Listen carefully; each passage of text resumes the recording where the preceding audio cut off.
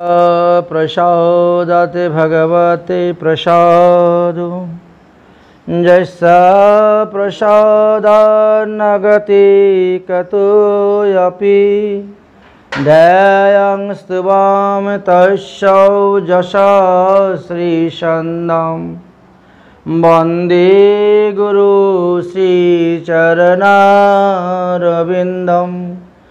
अजानुलम्बितभुज कनकावदातु संकीर्तनैकपितरो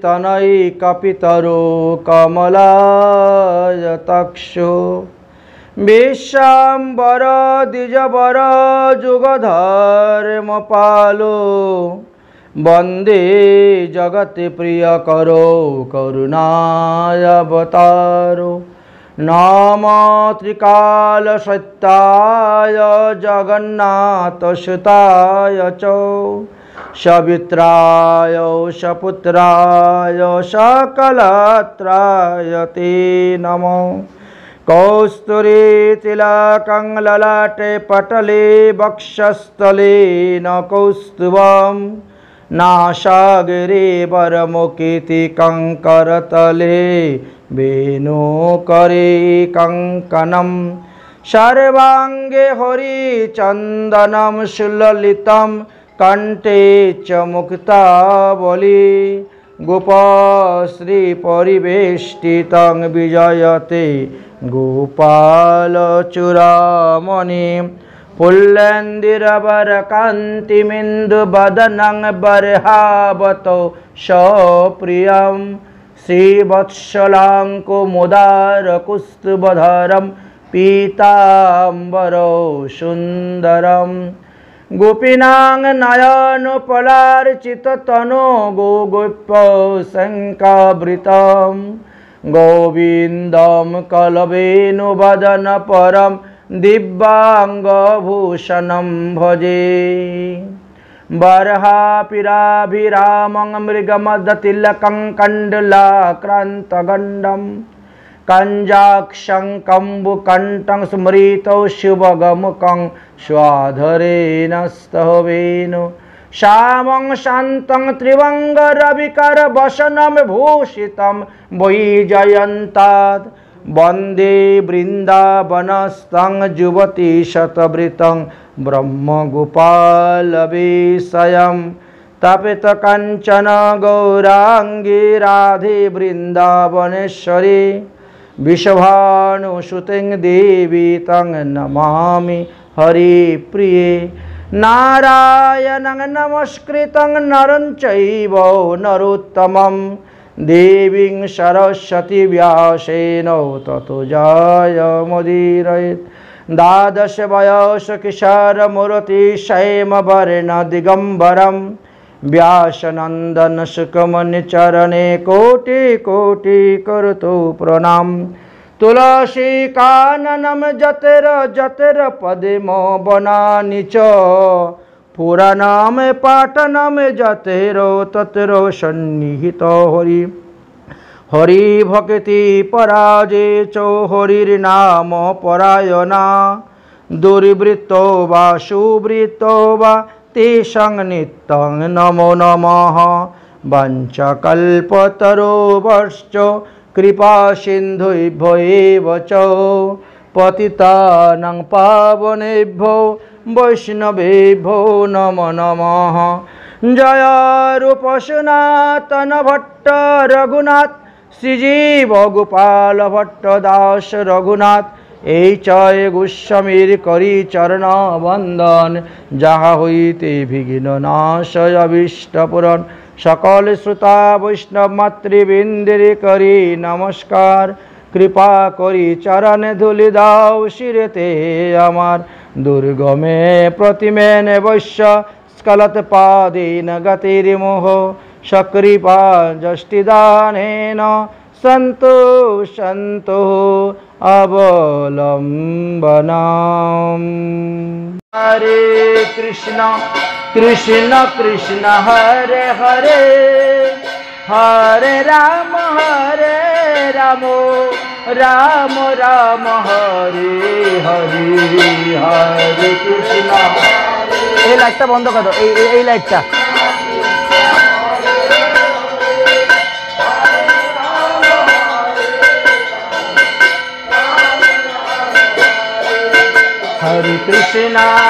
हरे कृष्णा कृष्ण कृष्ण हरे हरे, हरे राम राम राम हरे हरे, हरे कृष्णा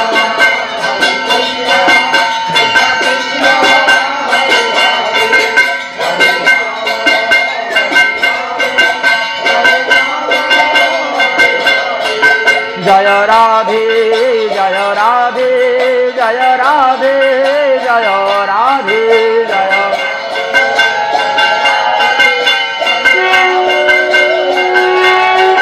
निताई गौर हरि बोल हरि बोल, निताई गौर हरि बोल हरि बोल, निताई गौर हरि बोल हरि।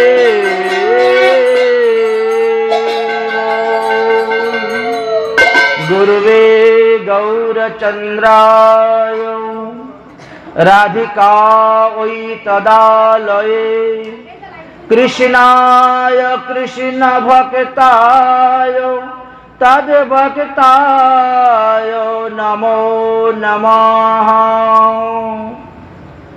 कलिजुग पावन अवतार श्री श्री गौरांग महाप्रभुर अंतरंग प्रिय पार्षद श्री लोकनाथ गोस्वामी पाद তিনি আজকের এই দিবসে নিত্যলীলায় প্রবিষ্ট হয়েছিলেন।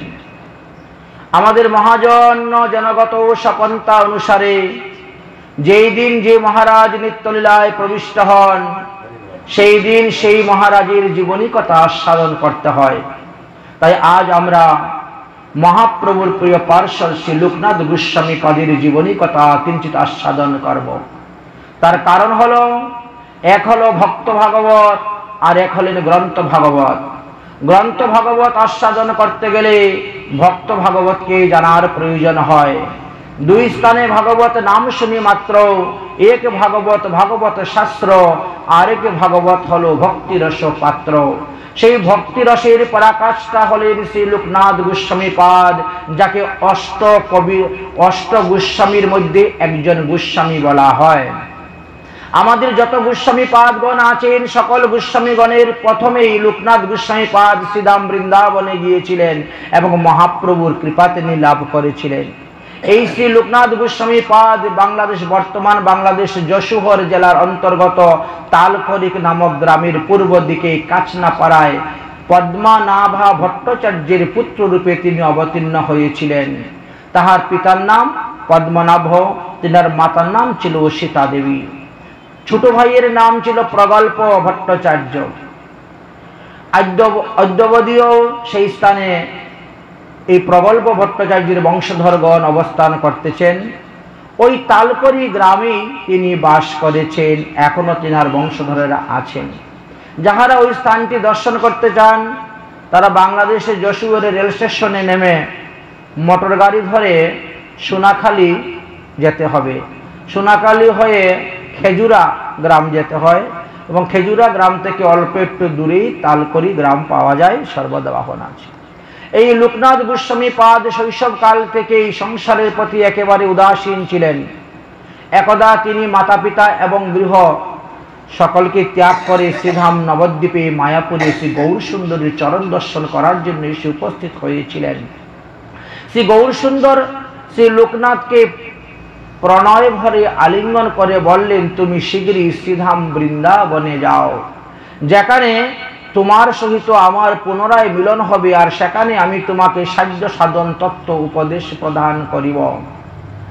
মহাপ্রভুর বাক্য শ্রবণ করিয়া লোকনাথ গোস্বামী পাদ অনুমান করিলেন যে 2-3 বৎসরের মধ্যেই হয়তো মহাপ্রভু গৃহত্যাগ করিয়া সন্ন্যাস গ্রহণ করিবেন এবং তীর্থ ভ্রমণের ছলেতে তিনি শ্রীধাম বৃন্দাবনে রওনা হইবেন।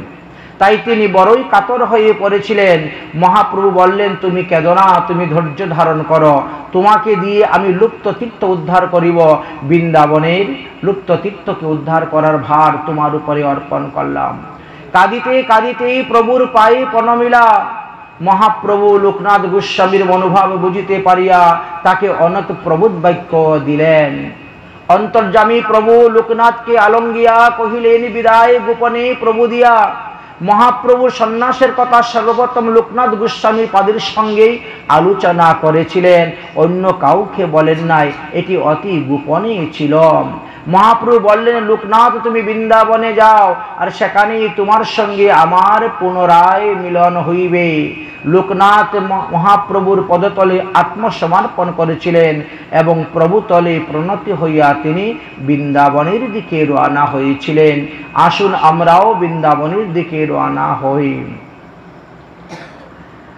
तकदीर बदल जाती है वृंदावन जाने से, तकदीर बदल जाती है वृंदावन जाने से, वृंदावन जाने से, वृंदावन जाने से, वृंदावन जाने से, वृंदावन जाने से तकदीर बदल जाती है वृंदावन जाने से, तकदीर बदल जाती है वृंदावन जाने से। মহাপ্রভুর আদেশ পেয়ে এই লোকনাথ গোস্বামী পাদ শ্রীধাম বৃন্দাবনের দিকে রওনা হয়েছিলেন এবং শ্রীমৎ মহাপ্রভুর আজ্ঞাকে শিরোধার্য করেছিলেন তিনি। নবদ্বীপার বৃন্দাবন যদিও অভিন্ন, এই বৃন্দাবন ধামকেই নবদ্বীপকে গুপ্ত বৃন্দাবন বলা হয়েছে, তথাপিও গুপ্ত বৃন্দাবনে অবস্থান করার কথা আদেশ না দিয়ে সোজাসুজি বৃন্দাবন ধামে আদেশ দেওয়ার কথা বললেন। বৃন্দাবনে যাওয়ার সময় তিনি রাস্তায় যে সমস্ত তীর্থ ছিল, আশেপাশে যত তীর্থ ছিল, সমস্ত তীর্থ ভ্রমণ করতে করতে, দর্শন করতে করতে তিনি বৃন্দাবনের দিকে অগ্রসর হয়েছিলেন। ইতিমধ্যেই মহাপ্রভু সন্ন্যাসের কথা চিন্তা করিয়া কাঁদিতে লাগিলেন। তিনি আর গৃহে ফিরে গেলেন না, তিনি পুনরায় আবার যশোহর বা তালকড়িতে গিয়ে উপস্থিত হলেন না। দুঃখিত হইয়া কইলেন, বহু তীর্থ পর্যটন, কতদিন পরেতে তিনি গেলেন বৃন্দাবন। কিন্তু তিনি বহু তীর্থ ভ্রমণ করতে করতে বৃন্দাবনে পৌঁছতে পৌঁছতে তার অনেকটি সময় লেগে গিয়েছিল।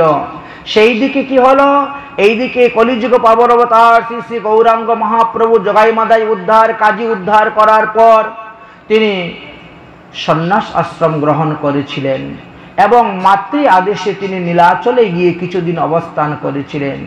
সেখান থেকে পুনরায় আবার দক্ষিণ ভারতের জীবগণকে উদ্ধার করার জন্য মহাপ্রভু দক্ষিণ ভারত ভ্রমণ করতে গিয়েছিলেন এবং দক্ষিণ ভারত ভ্রমণ করার পর তিনি আবার জগন্নাথপুরীতে গিয়ে উপস্থিত হয়েছিলেন। বেশ কয়েকটি রথযাত্রা করার পরে মহাপ্রভু পুনরায় শ্রীধাম বৃন্দাবনের দিকে রওনা হলেন এবং বৃন্দাবনে আসলেন, রাধাকুণ্ড শ্যামকুণ্ড প্রকট করলেন, 84 কিছু ব্রজমণ্ডল দর্শন করলেন, আর সেখান থেকে তিনি আবার নীলাচলের দিকে রওনা হয়ে গেলেন। যার ফলে লোকনাথ গোস্বামীর সহিত মহাপ্রভুর আর দর্শন হল না। তিনি বৃন্দাবনে আসতে বিলম্ব করে দিয়েছিলেন। লোকনাথ গোস্বামী পাদ যখন লোকের মুখে শ্রবণ করলেন যে মহাপ্রভু বৃন্দাবন ধামে এসেছেন এবং তিনি বৃন্দাবন ধাম দর্শন করে পুনরায় সেখান থেকে আবার নীলাচলের দিকে রওনা হয়ে গেছেন, বর্তমানে তিনি প্রয়াগেতে অবস্থান করতেছেন। শ্রী লোকনাথ গোস্বামী পাদ মহাপ্রভু দর্শন করতে না পেরে বিষণ্ণ বদনে তিনি কান্না শুরু করলেন এবং তিনি সিদ্ধান্ত করলেন যে প্রয়াগে গিয়ে আমি মহাপ্রভুর সঙ্গে সাক্ষাৎ করব এবং সাধ্য সাধন তত্ত্ব আমি শিখব। শ্রী লোকনাথ গোস্বামী পাদ মনে মনে যে সিদ্ধান্তটি করলেন এবং পরের দিন সকালে তিনি প্রয়াগের অভিমুখে যাত্রা শুরু করলেন। কিন্তু সেই দিন রাত্রেই মহাপ্রভু স্বপ্নে আদেশ করলেন, তুমি বৃন্দাবন ধাম ত্যাগ করে এখন প্রয়াগে আসিও না, তুমি বৃন্দাবন ধামেই অবস্থান করো, সেখানেই তুমি থাকো, তোমার মনোবাসনা পূর্ণ হইবে। স্বপ্নে প্রভু প্রবোধিয়া রাখিলা বৃন্দাবনে, লোকনাথ প্রভুর আজ্ঞা লঙ্ঘিতে নারিলে। মহাপ্রভুর আদেশ লোকনাথ গোস্বামী পাদ আর লঙ্ঘন করতে পারলেন না। অজ্ঞাত রূপেতে ব্রজের বনে বনে বাস করতে লাগলেন। তখন অনেকেই তিনাকে চিনতেন না। রূপ সনাতনাদি গোস্বামীগণ কেউ সেখানে যান নাই। সর্বপ্রথম এই লোকনাথ গোস্বামী পাদই শ্রীধাম বৃন্দাবনে গিয়েছেন। ভক্তি রত্নাকর গ্রন্থের প্রথম তরঙ্গে তদ্বিষয়ে আলোচনা করা আছে। তার কিছুদিন পরে শ্রী ভূগর্ভ গোস্বামী পাদ বৃন্দাবনে গিয়েছিলেন, তার বহুদিন পরে শ্রী রূপ গোস্বামী পাদ বৃন্দাবনে গিয়েছেন, তার বহুদিন পরে সনাতন গোস্বামী পাদ বৃন্দাবন গিয়েছেন, তার বহুদিন পরে গোপাল ভট্ট গোস্বামী পাদ বৃন্দাবনে গিয়েছেন। এইভাবে একের পর এক সমস্ত গোস্বামীগণ শ্রীধাম বৃন্দাবনে গিয়ে উপস্থিত হয়েছিলেন। শ্রী লোকনাথ গোস্বামী পাদের সঙ্গে সবাই মিলিত হয়েছিলেন এবং পরস্পর পরস্পর প্রীতির দ্বারা, স্নেহের দ্বারা, বন্ধনের দ্বারা আবদ্ধ হয়ে এই অষ্ট গোস্বামীগণ এক আত্মা হয়ে শ্রীধাম বৃন্দাবনে বাস করতে শুরু করলেন। লুপ্ত তীর্থ উদ্ধার করেছিলেন, বৈষ্ণব স্মৃতিশাস্ত্র গ্রন্থাদি রচনা করেছিলেন। ভূগর্ভতে স্নেহ দইছে জগতের প্রচার, লোকনাথ সহদেহ অভিন্ন তাহার। এই অষ্ট গোস্বামীর মধ্যে লোকনাথ গোস্বামী পাদ ভূগর্ভ গোস্বামীকে অত্যন্ত স্নেহ মমতা ভালোবাসতেন, তিনার থেকে অধিক আর কাউকে ভাসতেন না, তাই তিনি সর্বদা তিনার সঙ্গে অবস্থান করতেন। ব্রজমণ্ডলের ব্রজবাসীগণ সমস্ত গোস্বামীগণকে বাবা বলে ডাকতেন। আজ অবধি সমস্ত বাবাজিদেরকে তারা বাবা বলেই সম্বোধন করিয়া থাকেন। ব্রজমণ্ডলের ব্রজবাসীগণ তাদেরকে মাধুকরী প্রদান করিতেন, আর এইভাবে এক এক দিবসে এক এক বৃক্ষের তলে বাস, এক এক ব্রজবাসীর ঘরে মাধুকরী করে খেয়ে ভজন করতেন। নির্জনে বসিয়া করো নাম সংকীর্তন, যাচিয়া মাগিয়া করো উদর পূরণ। এইভাবে হরিনাম সংকীর্তন করতেন, ভজন করতেন। অষ্ট গোস্বামীর মধ্যে তখন অন্যতম ছিলেন লোকনাথ গোস্বামী পাদ। তিনি অতি প্রাচীন এবং প্রবীণ ছিলেন, বৃদ্ধ ছিলেন। তিনি সবসময় প্রেমেতে বিভল থাকতেন, তাই বৃন্দাবনের পথে পথে তিনি ভ্রমণ করে করে শ্রীকৃষ্ণের লীলাস্থান দর্শন করতেন, আর আনন্দে পুলকিত হয়ে তিনি ভ্রমণ করিতেন শ্রীধাম বৃন্দাবন। বৃন্দাবনের বিভিন্ন স্থানে তিনি ভ্রমণ করতেন এবং 84 কোটি ব্রজমণ্ডলে ভগবানের যত লীলাস্থান আছে সমস্ত তিনি একের পর এক দর্শন করেছেন। এক হাতে বরাহ পুরাণ আর এক হাতে রশি নিয়ে মেপে মেপে কোন লীলাস্থান থেকে কত কিলোমিটার দূরে কোন লীলাস্থান আছে। তখন তো প্রায় অধিকাংশ তীর্থ লুপ্ত হয়ে গিয়েছিল। রূপ সনাতন গোস্বামী পাদ, লোকনাথ গোস্বামী পাদ, ভূগর্ভ গোস্বামী পাদ, গোপাল ভট্ট গোস্বামী পাদ, এরা একে একে সমস্ত উপস্থিত হয়েছেন। আর এইভাবে শুরু হয়েছে তাদের তীর্থ পর্যটন করা এবং লুপ্ত তীর্থ উদ্ধার করা। এইভাবে বহু স্থান ভ্রমণ করতে করতে আমাদের 84 ব্রজমণ্ডলের মধ্যে একটি স্থান আছে ছত্রবন। যে ছত্রবনে ভগবান শ্রীকৃষ্ণ সমস্ত রাখালগণের মধ্যে রাজা হয়েছিলেন, তাই ভগবান শ্রীকৃষ্ণকে রাখাল রাজা বলা হয়। এই ছত্রবনেই তিনি রাজা হয়েছিলেন। ছত্রবন হইতে অনতি দূরে উমরাই নামক একটি গ্রাম আছে। সেই গ্রামেতে কিশোরী কুণ্ড নামে একটি কুণ্ড আছে, যাহা রণবাড়ি থেকে অল্প কিছু দূরেই অবস্থান করেন। সেই সময়ে লোকনাথ গোস্বামী পাদ সেই স্থানে বসে তিনি কিছুদিন সাধন ভজন করেছিলেন এবং বিগ্রহ সেবা পূজা করার জন্য তিনার মনের মধ্যে বড় ইচ্ছা হয়েছিল। অন্তর্যামী শ্রী গৌরহরি তাহা জানতে পেরে ভক্তের মনোবাসনা পূর্ণ করিবার জন্য তখন তিনি প্রেরণ করলেন। এক বৃদ্ধ ব্রাহ্মণের বেশ ধারণ করে রাধা কৃষ্ণের যুগল মূর্তি হাতে নিয়ে লোকনাথ গোস্বামীর কুটিয়ায় এসে উপস্থিত হয়ে বলছেন, বাবা, আমি বৃদ্ধ হয়ে গেছি, আমার এই বিগ্রহের সেবা পূজা আমি করতে পারছি না।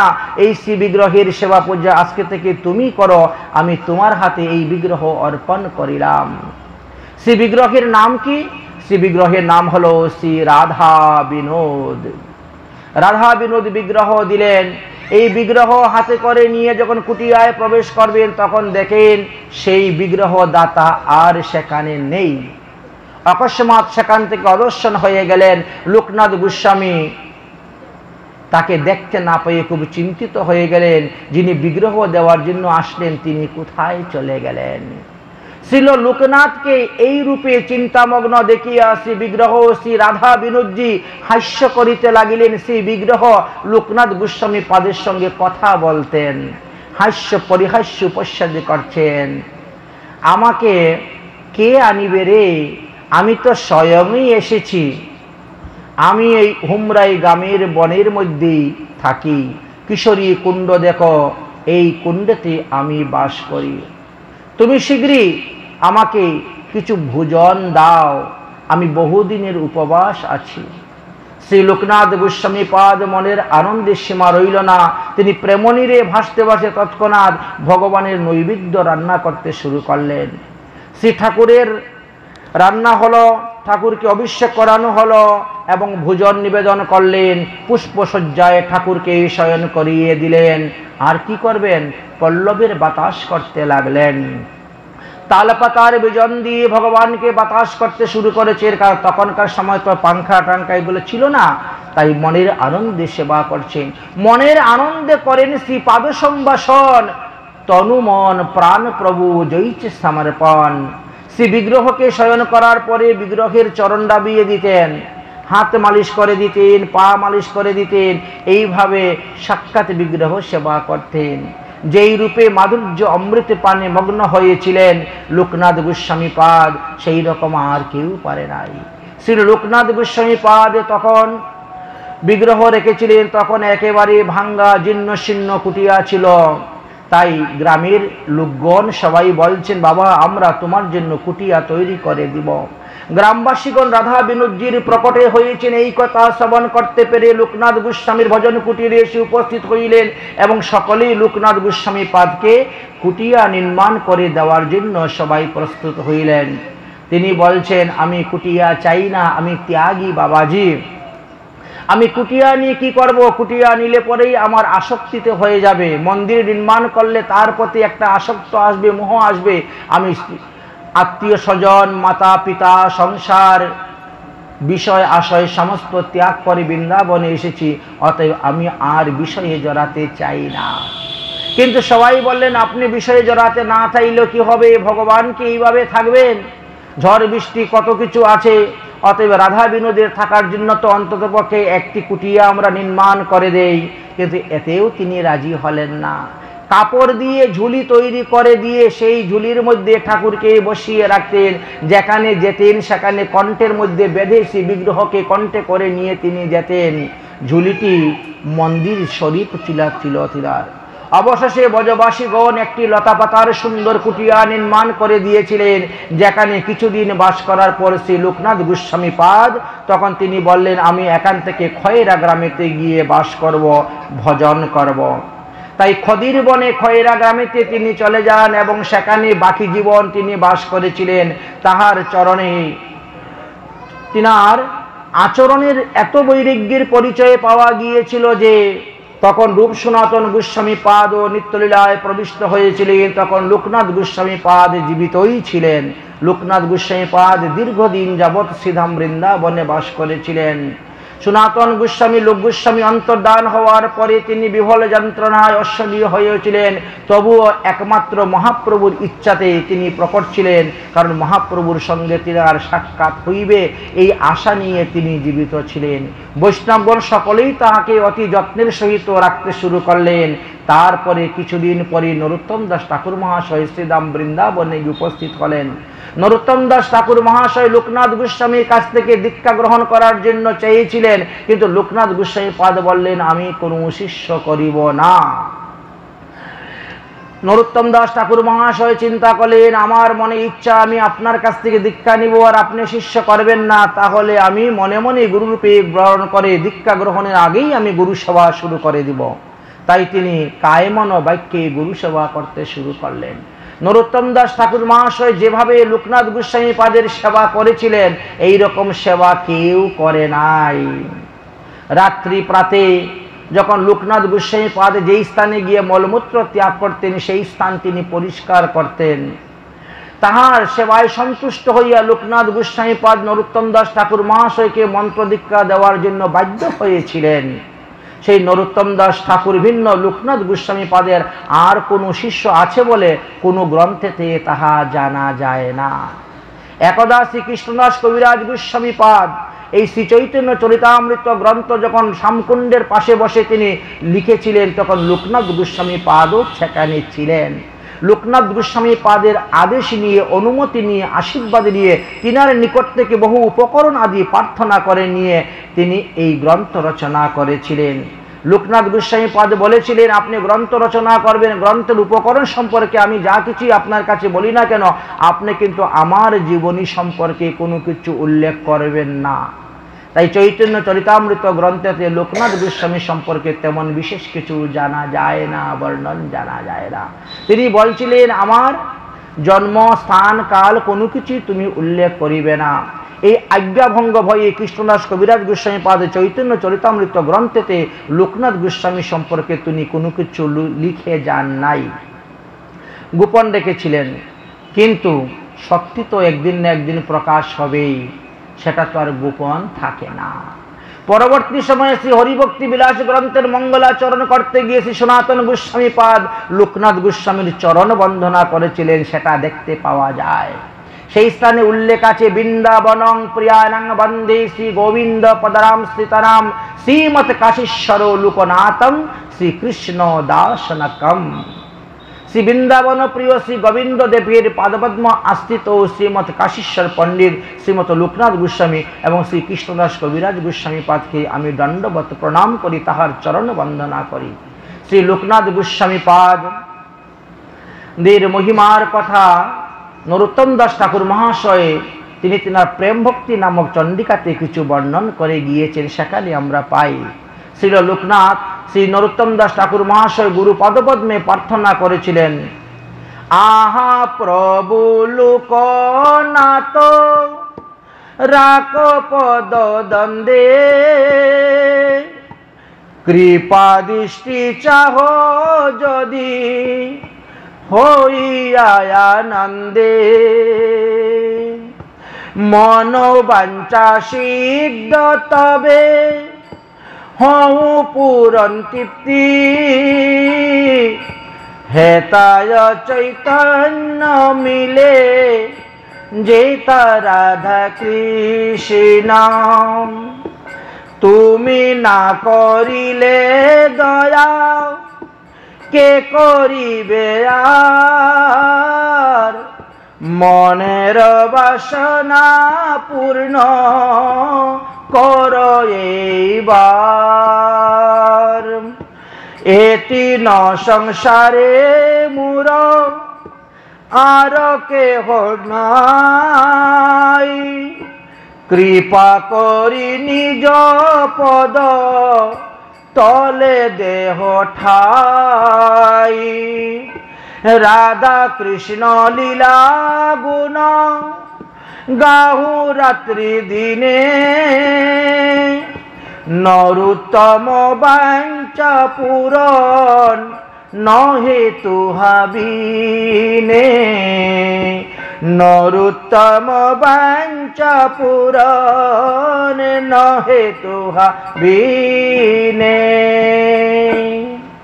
গুরু কৃপাহি কেবলম, এই সিদ্ধান্তটা এই স্থানে আমাদেরকে দেখিয়ে গেলেন।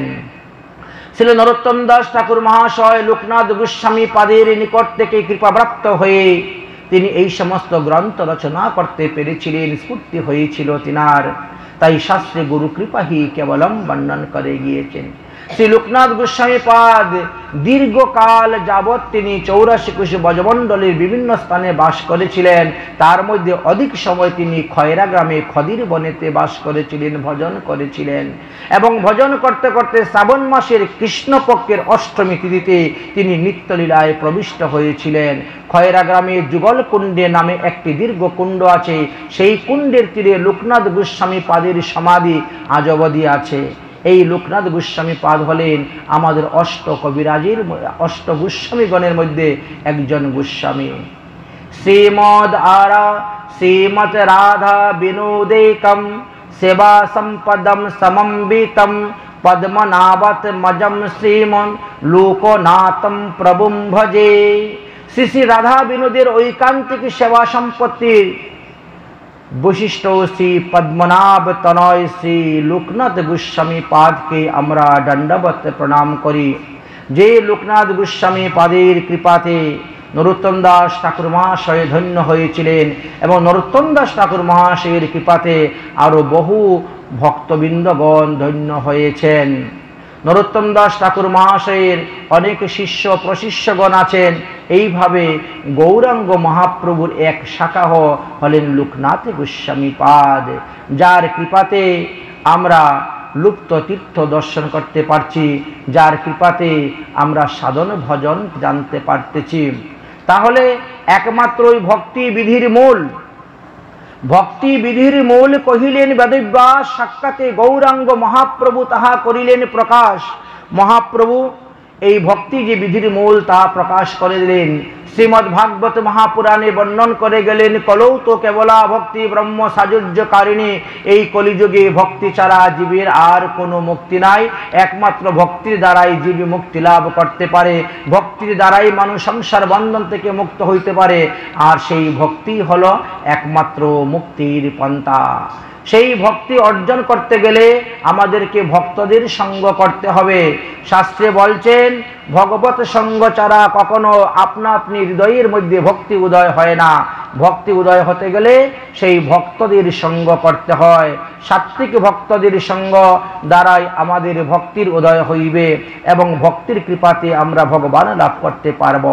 ভক্তি মন্দিরে প্রবেশ করতে গেলে আমাদের প্রত্যেককে 9টা সিঁড়ি অতিক্রম করতে হয়। তাই প্রথম সিঁড়ির নাম হলো শ্রদ্ধা, দ্বিতীয় সিঁড়ির নাম হলো সাধুকর সঙ্গ, তৃতীয় সিঁড়ির নাম হলো ভজন ক্রিয়া, চতুর্থ সিঁড়ির নাম অনর্থ নিবৃত্তি, পঞ্চম সিঁড়ির নাম হলো নিষ্ঠা, ষষ্ঠ সিঁড়ির নাম হলো রুচি, সপ্তম সিঁড়ির নাম হলো আসক্তি। অতএব শ্রদ্ধা হইতে আসক্তি পর্যন্ত এই 7টি সিঁড়িকে বলা হয়েছে সাধন ভক্তি। সাধন ভক্তি পাকাপোক্ত না হওয়া পর্যন্ত কেউ ভাব ভক্তি লাভ করতে পারে না। আর ভাব ভক্তিকে না পৌঁছতে পারলে কখনো প্রেম ভক্তি লাভ করা যায় না। সেই প্রেম ভক্তির মহারাজ হলেন নরোত্তম দাস ঠাকুর মহাশয়, যে প্রেম ভক্তি চণ্ডিকা নামক গ্রন্থ রচনা করে অমূল্য সম্পদ আমাদেরকে দান করে গিয়েছেন একমাত্র গুরু কৃপার দ্বারাই। তাই সমস্ত শাস্ত্রেই বর্ণন করে গিয়েছেন, গুরু কৃপা হি কেবলম, গুরু কৃপা হি কেবলম। শ্রীধাম বৃন্দাবন এমন এক ধাম যেখানে চতুর্বিধা মুক্তি বর্তমানে বিরাজ করিতেছেন। সেই ধাম বৃন্দাবনে যিনি জন্মগ্রহণ করেন তিনি মুক্তি লাভ করতে পারেন, যিনি মারা যান তিনি মুক্তি লাভ করতে পারেন, যিনি দীক্ষা গ্রহণ করেন তিনি মুক্তি লাভ করতে পারেন, যার দেহকে সেখানে পুরানো হয় তার মুক্তি হয়ে যায়। তাই পৃথিবীর মধ্যে সর্বশ্রেষ্ঠ স্থান হলো শ্রীধাম বৃন্দাবন।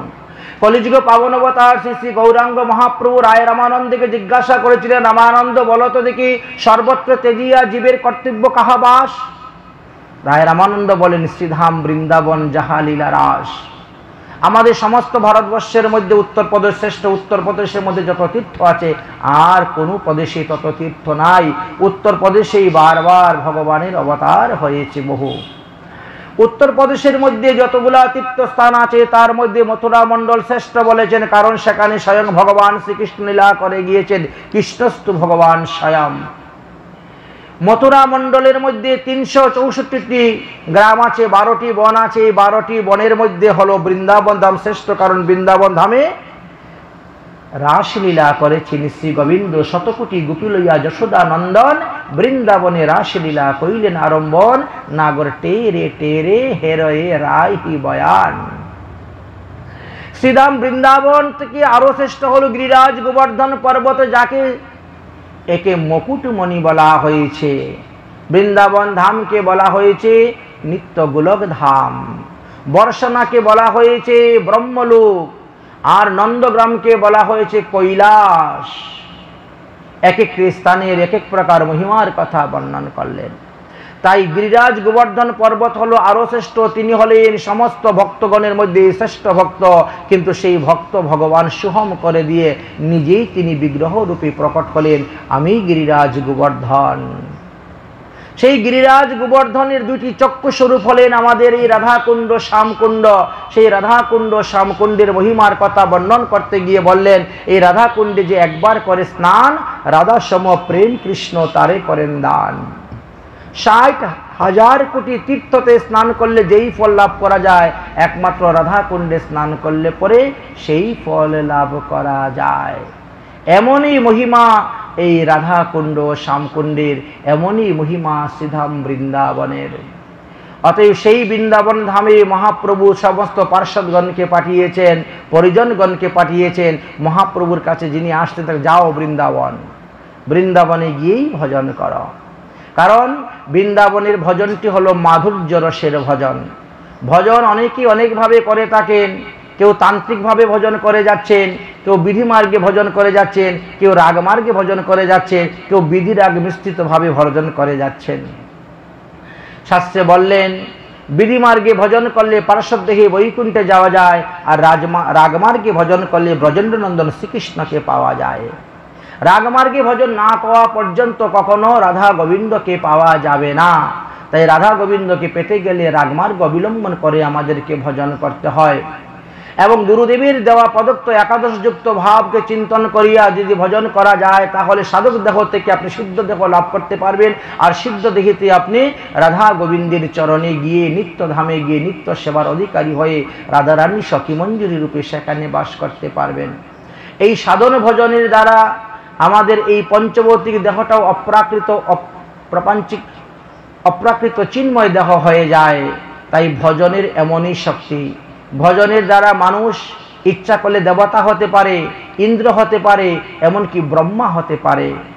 মানুষ ভজন করে, ভজন শক্তি এমনই। ভজনের দ্বারা উচ্চ পদবী, উচ্চ পদ মানুষ লাভ করতে পারে। যারা শূদ্র পরিবারে, কায়স্থ পরিবারে জন্মগ্রহণ করেছিলেন, আমাদের বহু বহু মহাজনগণ দেখতে পাই, তারা সাধন ভজনের দ্বারা গোস্বামী পদে লাভ করতে পেরেছেন। সাধন ভজনের দ্বারা ঠাকুর মহাশয় পদবী লাভ করতে পেরেছেন। সাধন ভজনের দ্বারা তারা অনেক কিছু পদে লাভ করতে পেরেছেন। তাহলে ভজনটাই হলো মূল, ভজনটাই হলো মূল। এই জন্য ভজন হলো আসল। ভজ মানে কি? ভজ ধাতু সেবায়াম, ভগবানের সেবা করার নামই ভজন। 64 প্রকার ভজনের কথা বলে গিয়েছেন আমাদেরকে, কিন্তু কলিযুগের মানুষ 64 প্রকার ভজন একসঙ্গে করা তার দ্বারা সম্ভব হচ্ছে না। এই জন্য প্রহ্লাদ মহাশয় 9টি ভজনের কথা বলে গিয়েছিলেন। শ্রবণম, কীর্তনম, বিষ্ণু স্মরণম, পাদ সেবনম, অর্চনম, বন্দনম, শৈক্য, দাস্য, আত্মনিবেদন। কিন্তু কলিযুগ পাবন অবতার শ্রী শ্রী গৌরাঙ্গ মহাপ্রভু বললেন, প্রহ্লাদ মহাশয় 1 লক্ষ বৎসর পরমায়ু পাওয়া সত্ত্বেও, প্রহ্লাদ মহাশয় 1 মন্বন্তর কার পরমায়ু থাকা সত্ত্বেও তিনি নববিধা ভক্তিরঙ্গ যাজন করতে পারেন নাই। নববিধা ভক্তিরঙ্গ যাজন করছিলেন অম্বরীশ মহারাজ। তাই অম্বরীশ মহারাজের তপস্যায় সন্তুষ্ট হয়ে ভগবান সুদর্শন চক্র তিনি ঠাকুর ঘরে রেখে দিয়েছিলেন তাকে রক্ষা করার জন্য। তাই মহাপ্রভু বললেন, তোমরা 5টি অঙ্গ যাজন করো, সাধুসঙ্গ, নাম সংকীর্তন, ভাগবত শ্রবণ, মথুরায় বাস, শ্রদ্ধায় বিগ্রহ সেবন। এই 5টি অঙ্গ যাজনের কথা আমাদেরকে বর্ণন করে গিয়েছেন। তাই প্রথমেই হলো আদু হলো সাধুসঙ্গ। সাধুসঙ্গ, সাধুসঙ্গ সর্বশাস্ত্রে কয়, লবমাত্র সাধুসঙ্গে সর্বসিদ্ধি হয়। তাই সাধুর সঙ্গ 6 প্রকারের হয়ে থাকে। 6 প্রকার সাধুসঙ্গের দ্বারা আমরা ভক্তিকে লাভ করতে পারি এবং সাধুসঙ্গের দ্বারাই আমরা সুসিদ্ধান্ত জানতে পারি। কারণ সাধুরা যা আচরণ করেন সেটা শাস্ত্র সিদ্ধান্ত দেখেই আচরণ করেন।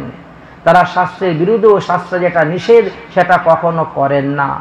যদি অজ্ঞানে কখনো কোনো সাধুর হয় পাপ উপস্থিত, তবে কৃষ্ণ তাকে শুদ্ধ করায় না করায় পাশ্চিত, এই কথাও শাস্ত্রে বর্ণন করে গিয়েছেন।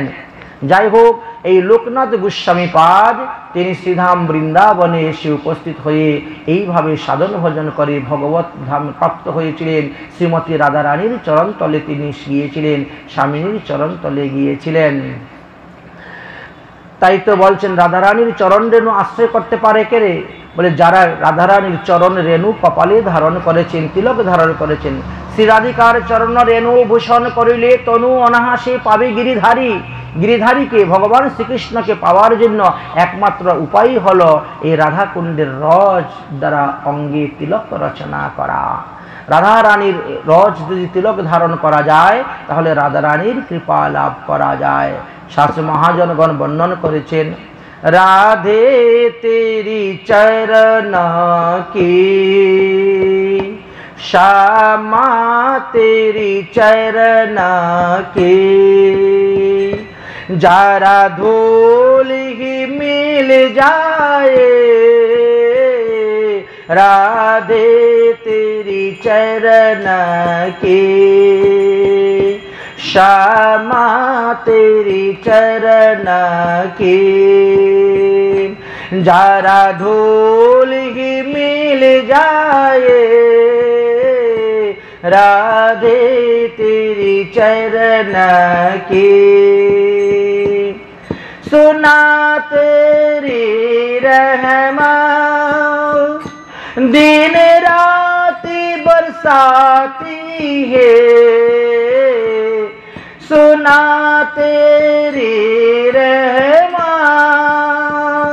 दिन राती बरसाती है। एक बूंद जो मिल जाए, एक बूंद जो मिल जाए, दिल की कली खिल जाए। राधे तेरी चरण की, श्यामा तेरी चरण की, जरा धूल ही मिल जाए। राधे तेरी चरण की, मेरा मन बड़ा चंचल है, कैसे तेरी भजन करो। मेरा मन बड़ा चंचल है, कैसे तेरी भजन करो। जितना इसे समझाऊं, जितना इसे समझाऊं, उतना ही मचल जाए। राधे तेरी चरण की, श्यामा तेरी चरण की, जरा धूल ही मिल जाए।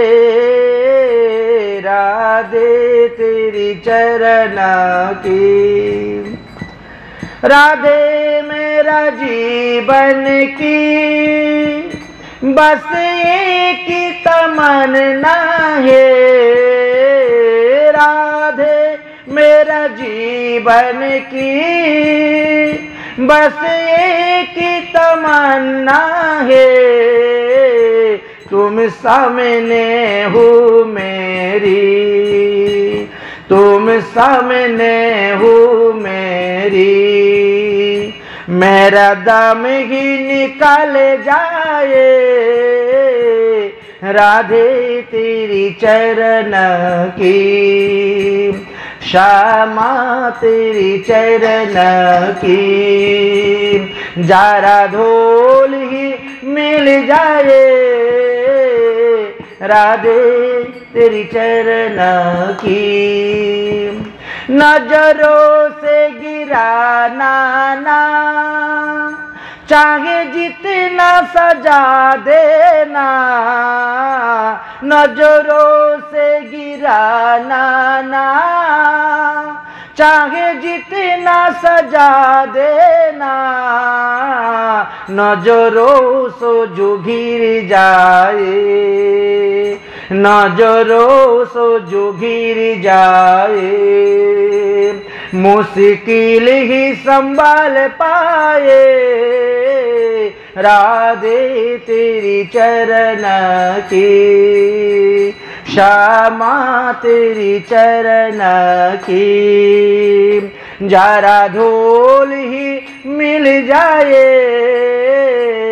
राधे तेरी चरण की। তাই রাধারানীর চরণ রেণুর মধ্যে এমনই শক্তি। শ্রী রাধার চরণ রেণু দেহের মধ্যে ভূষণ করলে পরে আমাদের সমস্ত পাপ তাপ অপরাধ ক্ষয় হয়ে যায়। তাই ঊর্ধ্বপুণ্ড তিলক রচনা, তুলসীর মালা কণ্ঠে ধারণ, সদাচার পালন করা, হরিভক্তি লাভ করার সহায়ক রূপে এগুলি বর্ণন করে গিয়েছেন। যে যত বেশি তাড়াতাড়ি হরিভক্তি লাভ করতে পারবেন তত বেশি তাড়াতাড়ি সংসার বন্ধন থেকে মুক্ত হইতে পারবেন। এই সংসার বন্ধন থেকে মুক্ত হতে গেলে যারা সংসার বন্ধন থেকে মুক্ত হয়েছেন, যারা মায়াকে জয় করতে পেরেছেন, সেই সরগোস্বামী, সেই অষ্ট গোস্বামীদের চরণ রেণু আশ্রয় করে, তাদের মত তাদের পথকে অনুসরণ করে আমরা যদি চলতে পারি তাহলে অনায়াসে আমরাও মায়ার বন্ধন থেকে মুক্তি লাভ করতে পারব। কৃষ্ণ ভুলিয়া যেই জীব অনাদি বহির্মুখ, অতএব মায়া তারি সংসার দেই সংসার দুঃখ। কখনো স্বর্গে উঠায়, কখনো নরকে ডুবায়, দণ্ডকার গণকে যেমন রাজা নদীতে চুবায়। তাই আমাদের এই 84 লক্ষ যোনি ভ্রমণের যে মায়ার বন্ধনের মধ্যে পড়ে আছি, তার থেকে মুক্তি লাভের একমাত্র উপায় হলো মহাপ্রভুর মত, মহাপ্রভুর পথ। যে মত, যে পথকে প্রচার প্রসার করে গিয়েছেন আমাদের উপাধি সর্বগোস্বামীগণ, অষ্টগোস্বামীগণ। তাই তাদের মত, তাদের পথ অনুসরণ করে যদি আমরা অগ্রসর হতে পারি, আমরাও ভজন রাজ্যে একদিন চূড়ান্ত পর্যায়ে গিয়ে পৌঁছতে পারবো। আমরাও সংসার বন্ধন নাশ করে ভগবত ধামে যেতে পারবো। যদিও শাস্ত্রে বলছেন দীক্ষা গ্রহণ করতে মাত্রই ভক্তের হস্তমুঠির মধ্যে 5 প্রকার মুক্তি এসে উপস্থিত হয়ে যান। শালক্য মুক্তি, সাদৃশ্য মুক্তি, সামীপ্য মুক্তি, শাস্ত্রী মুক্তি, যে প্রকার মুক্তি হোক। কিন্তু যারা প্রকৃত ভক্ত তারা তো কখনো মুক্তি চায় না, তারা চায় একমাত্র সেবা। সেবা করে সুখ দিব, এই মাত্র অভিলাষ। তাই ভগবানকে সেবা করে সুখদান করাই হলো আমাদের অভিলাষ। আমরা জীব, আমাদের জীবের স্বরূপ হয় নিত্য কৃষ্ণ দাস, আর তাহা বলিয়া হলো জীবী পরমায়ার পাশ। আমরা হলাম কৃষ্ণের নিত্য দাস, তাই কৃষ্ণ ভজনে নাহি জাতি কুলাদির বিচার। যে যে বর্ণেতে আছেন, যে যে আশ্রমে আছেন, সেই সেই বর্ণে, সেই সেই আশ্রমে থেকে আপনি কৃষ্ণ ভজন করতে পারেন। কারণ কৃষ্ণ ভজনে কোনো জাতি কুলাদির বিচার নাই। কৃষ্ণ হলেন জগতের পিতা। জগতের পিতা কৃষ্ণ জেনা ভজে বাপ, পিতৃদুহি পাতকীর জন্মে জন্মে তাপ। তাই তো আমাদের মহাজনগণ দেখিয়ে গেলেন, তোমরা কৃষ্ণ ভজন করো, রাধা কৃষ্ণের যুগল উপাসনা করো। শ্রীমদ্ ভাগবত মহাপুরাণে শেষে কি সিদ্ধান্ত আমাকে দিলেন? নাম সংকীর্তন জৈশ্য সর্ব পাপ প্রণাশনম, প্রণামো দুঃখ শবনস্তং তং নমামি হরি পরম। আর এই কলিযুগের মানুষ, তোমরা সর্বদা হরিনাম সংকীর্তন করো। আর এই হরিনাম সংকীর্তনের প্রবর্তককে, হরিনাম সংকীর্তনের প্রবর্তক হলেন আমার গৌর সুন্দর। হরিনাম সংকীর্তনের পিতা হলেন আমার গৌর সুন্দর। হরিনাম যজ্ঞের প্রবর্তক হলেন আমার গৌর সুন্দর। যদি মহাপ্রভু না আসতেন তাহলে আমরা এই রাধা প্রেম, এই ব্রজ প্রেম, এই ব্রজ লীলা আমরা জানতে পারতাম না। এই মঞ্জুরি স্বরূপে ভজন, এই রাগানুগা ভজন, এইগুলা আমরা জানতে পারতাম না। একমাত্র মহাপ্রভুরই অবদান। তাই বলছেন অনর্পিত চরিঞ্চিরাত করুণায় অবতীর্ণ কলৌ। মহাপ্রভু আসার আগে অনেক অনেক মহাজন এসে গেছেন, ধর্মের অনেক মত, অনেক পথ দেখিয়ে গিয়েছেন, কিন্তু কেউ চিত্তশুদ্ধির কথা বলে যান নাই। একমাত্র মহাপ্রভু এসেই আমাদেরকে চিত্তশুদ্ধির কথা বলে গেলেন। একমাত্র মহাপ্রভু তিনার পারিষদদেরকে দিয়ে, পরিকরকে দিয়েই বৈষ্ণব স্মৃতিশাস্ত্র রচনা করে দেখিয়ে গেলেন যে বৈষ্ণব ধর্মই হলো সর্বশ্রেষ্ঠ ধর্ম, ভাগবত ধর্মই হলো সর্বশ্রেষ্ঠ ধর্ম। তাই শ্রীমদ্ ভাগবত মহাপুরাণেও ভগবান মহাপ্রভুর কথা, অবতীর্ণের কথা বর্ণন করে গিয়েছেন। কৃষ্ণ বর্ণ তিসায় কৃষ্ণ সাঙ্গ উপাঙ্গ অস্ত্র পার্শ্বদম, যজ্ঞে সংকীর্তনে প্রায়ই যজন্তিহি সুমে দশা। এই কলিযুগে তারাই সুবুদ্ধিমান মানুষ যারা পঞ্চভক্তের উপাসনা করে যাচ্ছেন এবং বৃন্দাবনের রাধা গোবিন্দের উপাসনা করে যাচ্ছেন। এই যুগপৎ উপাসনার কথা বর্ণন করে গিয়েছেন। তবে তারাই হলেন এই কলিযুগের শ্রেষ্ঠ। আর হরিনাম সংকীর্তন যজ্ঞের কথা বললেন। এই কলিযুগে হরিনাম যজ্ঞ সার, অন্য কোনো যজ্ঞ করলে নাহি হইবে পার। কিন্তু তথাপিও অন্যান্য যজ্ঞের মধ্যে 5টি যজ্ঞকে আমাদেরকে তুলে ধরেছেন। এক হলো নামযজ্ঞ, এক হলো যাগযজ্ঞ, এক হলো তপযজ্ঞ, এক হলো জ্ঞানযজ্ঞ, আর এক হলো যাগযজ্ঞ। এই 5 প্রকার যজ্ঞের কথা বর্ণন করে গিয়েছেন।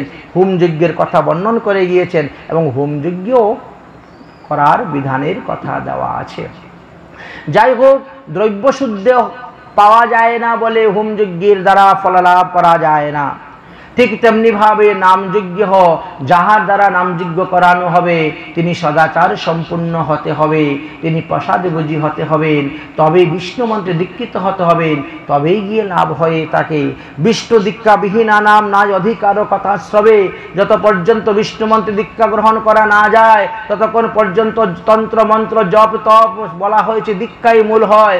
আর দীক্ষা ভিন্ন সর্বকার্য তোমার হইবে ক্ষয়। এই জন্যই আদৌ দীক্ষা গ্রহণের প্রয়োজন। দীক্ষা গ্রহণের মাধ্যমে মানুষ কি হয়, নতুন জন্ম লাভ করতে পারে, তার একটা সংস্কার হয়ে যায়। সংস্কারম দ্বিজরুচ্চতে বর্ণন হয়েছে। জন্মনাং জায়তে শূদ্র বলা হয়েছে। সংস্কারম দ্বিজরুচ্চতে বেদ পাঠত ভবেদ বিপ্র ব্রহ্ম জরাতি ইতি ব্রহ্ম ন। তাই লোকনাথ গোস্বামী পাদ তিনি সংস্কার সম্পন্ন ছিলেন, তিনি পুরস্চরণ করেছেন, তিনি সাক্ষাৎ ভগবানের কৃপালাভ পেয়েছেন, সাক্ষাৎ রাধা বিনোদের সেবা তিনি করেছেন, যাকে নিজের হাতে তিনি ভোজন করিয়েছেন, যার সঙ্গে তিনি কথা বলেছেন, যার সেবায় তিনি দিনরাত রত হয়ে আজকের এই তিথিতে তিনি স্বামিনীর চরণে গিয়েছিলেন, মঞ্জুর স্বরূপে রাধারানীর চরণে গিয়ে রাধারানীর সেবা করেছেন। আমরা যদি গোস্বামীগণের মত পথ অবলম্বন করে এইভাবে আমরা চলতে পারি, তাহলে আমরাও একদিন দেখবেন এইভাবে ভগবানের চরণে গিয়ে, ভগবানের নিত্যধামে গিয়ে ভগবানের সেবার সুযোগ লাভ করতে পারব। আমাদেরকে 84 লক্ষ জুনিতে আর ভ্রমণ করতে হবে না। দেবের দুর্লভ এই 84 লক্ষ জুনি আমরা ভগবানের কৃপায় পেয়েছি। তাই মনুষ্য দেহটি হলো হরিভজনের জন্য। এই মনুষ্য দেহ ইন্দ্রিয় তর্পণের জন্য নয়, বিষয় ভোগ করার জন্য নয়।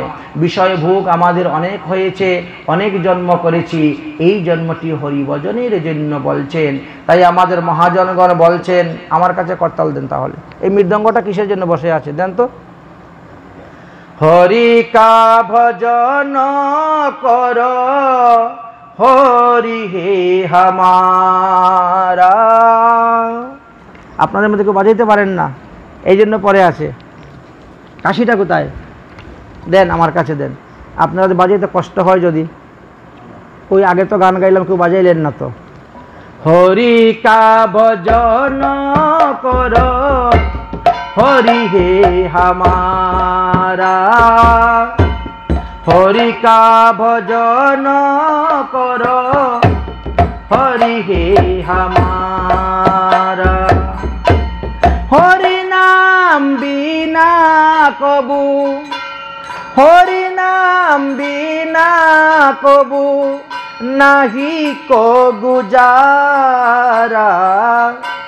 হরি কা ভজন কর হরি হে হামারা, হরি কা ভজন কর হরি হে হামারা।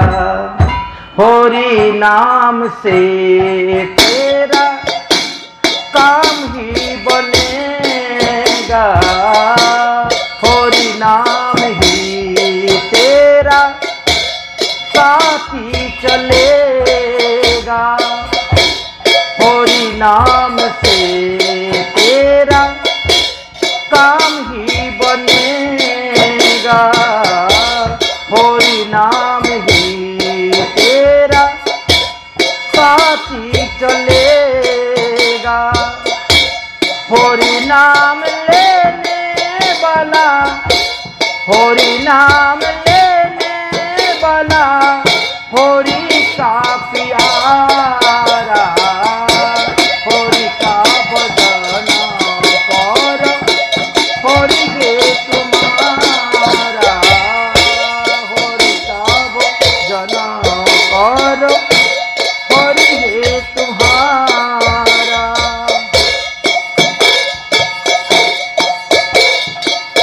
कोई के सीताराम, कोई के राधे श्याम,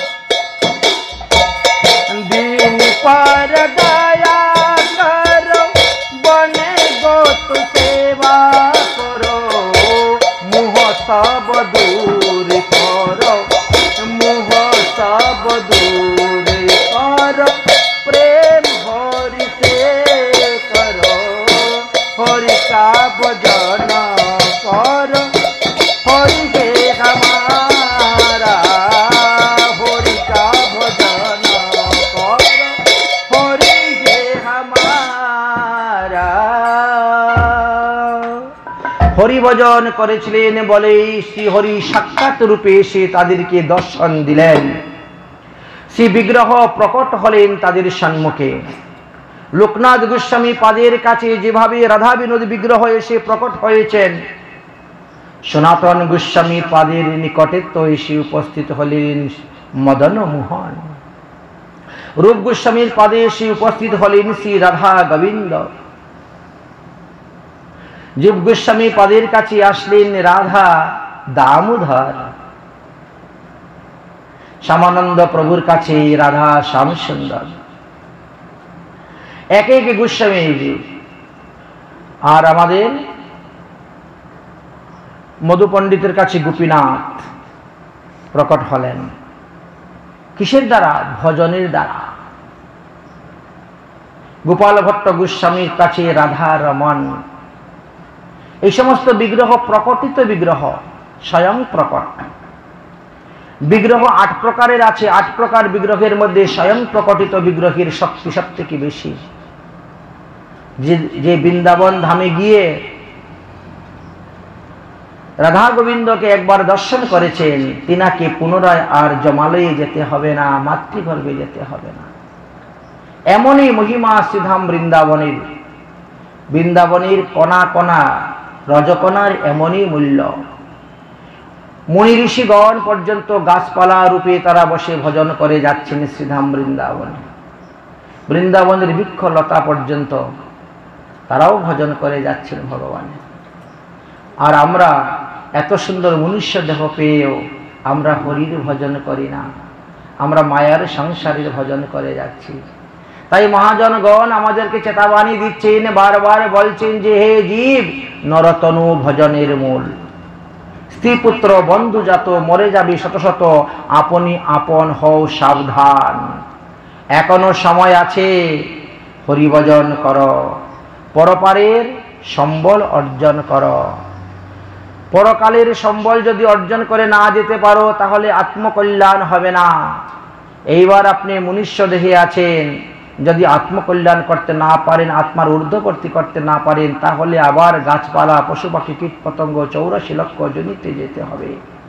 তাই মহাজন জনগত সপন্তা, এই মহাজনের পথ আমাদেরকে অনুসরণ করার কথাই বলছেন, অনুকরণ করার কথা বলেছেন।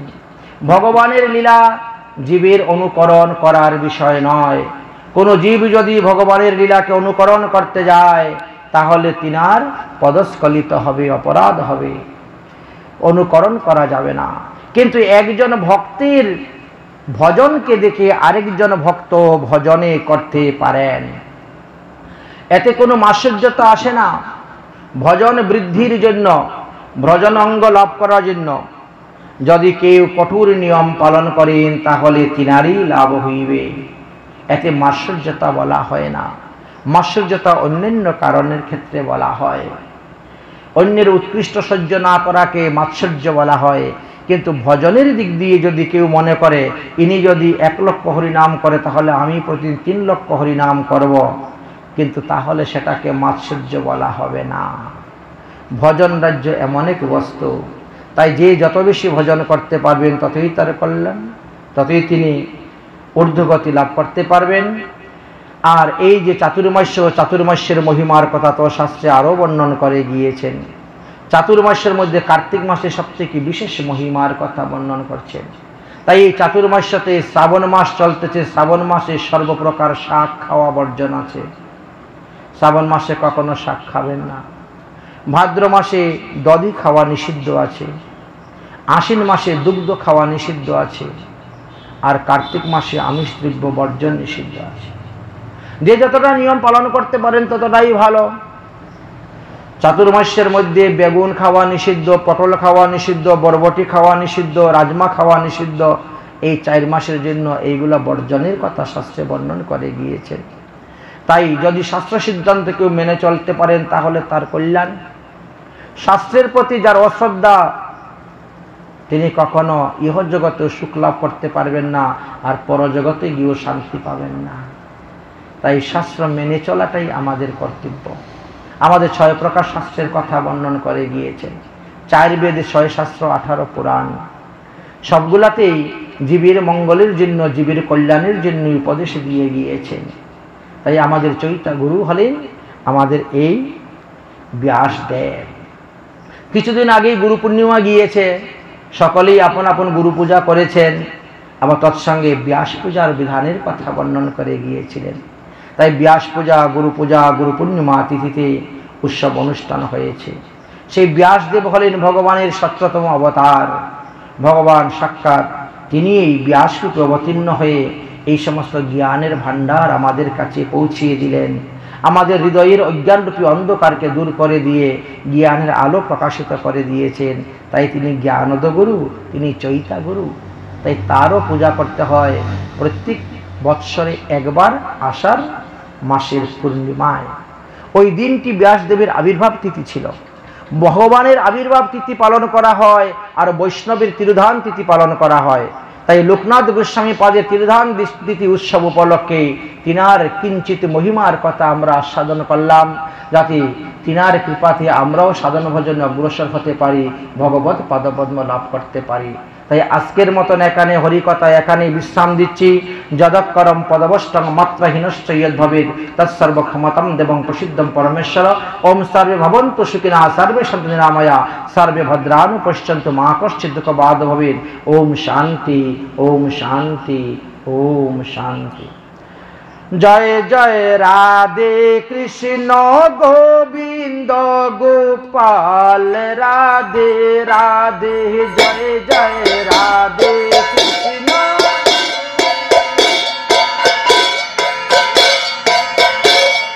জয় জয় রাধে কৃষ্ণ গোবিন্দ গোপাল, রাধে রাধে জয় জয় রাধে কৃষ্ণ গোবিন্দ গোপাল। গোবিন্দ রাধে গোপাল, রাধে গোবিন্দ।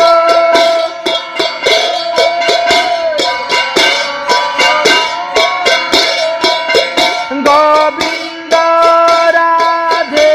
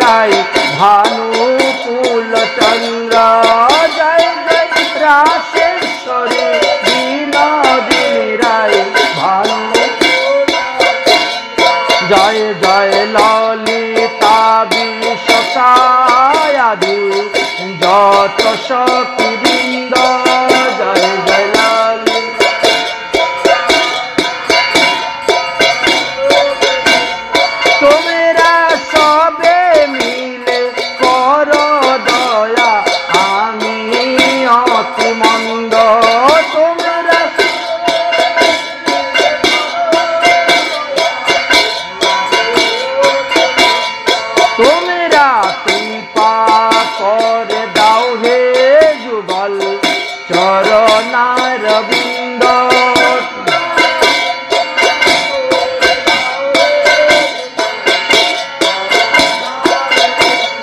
যে নয়া কুল প্রাণে ডাকতে পারি হারাধে গোবিন্দ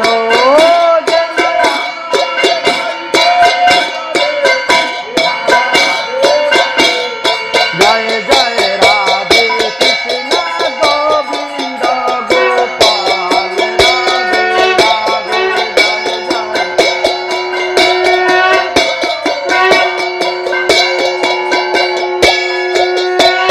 হরে কৃষ্ণ কৃষ্ণ কৃষ্ণ হরে হরে হরে রাম রাম রাম হরে হরে হরে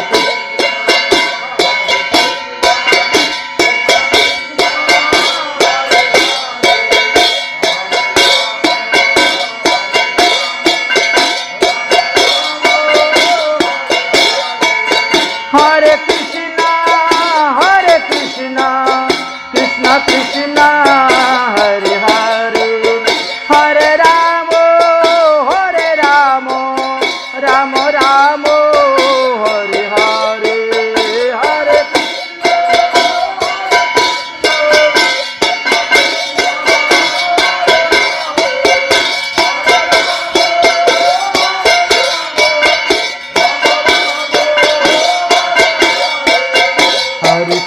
हरे कृष्ण कृष्ण कृष्ण हरे हरे हरे राम राम राम हरे हरे कृष्ण कृष्ण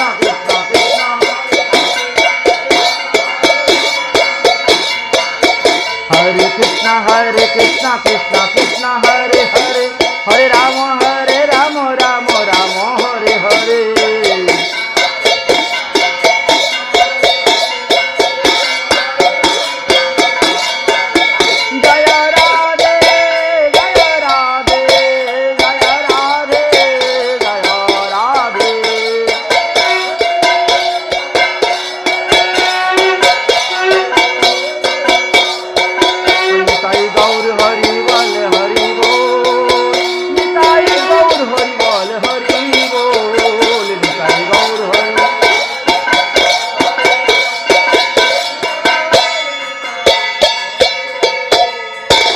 पावन अवतार गौरांग महाप्रभु की, नित्यानंद प्रभु की, श्री अद्वैत प्रभु की, गदाधर पंडित की, शिवाश पंडित की, नवद्वीप धाम की, गंगा सुरधनी की, सची माता की, लक्ष्मी प्रिया देवी की, विष्णु प्रिया देवी की, 64 महंत की, द्वादश गोपाल की, चय चक्रवर्ती की, अष्ट कविराज की, लोकनाथ गोस्वामी पाद की, इन त्रिधाम तिथि की, आज के भाग की, श्रोता वक्ता की, उपस्थित भक्तबिंद की, उपस्थित मातृबिंद की, हरिनाम संकीर्तन की, कोल करताल की, गावैया बाजैया की, रसैया पुजारी की, कुटारी भंडारी की, दाता भक्ता की, आस्थान पुरुष की, गोपाल मंदिर की, आनंद कुंज अपन अपन गुरुदेव की, अपन अपन इष्टदेव की, अनंत कोटि वैष्णव की, आज के आनंद की, जय जय श्री राधे श्याम।